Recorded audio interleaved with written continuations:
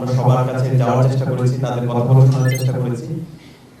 এখানে আমরা কেউ জয় অথবা পরাজয় হয়নি, হার জিতের কিছু নেই, আমরা সবাই জিতে গিয়েছি।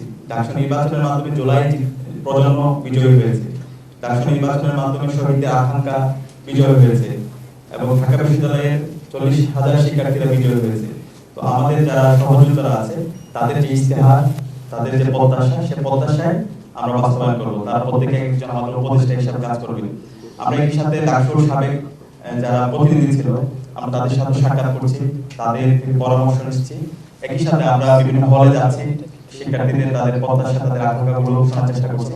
আমরা নির্বাচনের আগে যেভাবে ডোর টু ডোর গিয়েছিলাম, আমরা এখনো প্রত্যেক শিক্ষার্থীদের ডোর টু ডোর যাওয়ার চেষ্টা করবো, তাদের কথাগুলো শোনার চেষ্টা করবো। আর আমাদের সম্পাদক যারা আছেন তারা ইতিমধ্যে এক্সিকিউটিভ প্ল্যান নিয়েছেন, বিস্তারিত পরিকল্পনাগুলো আমরা খুব দ্রুতই আপনাদেরকে জানিয়ে দেবো। আমরা এই মাসে কি কাজ করছি সেই পূর্ণাঙ্গ পরিকল্পনা আমরা আপনাদের সামনে হাজির করব।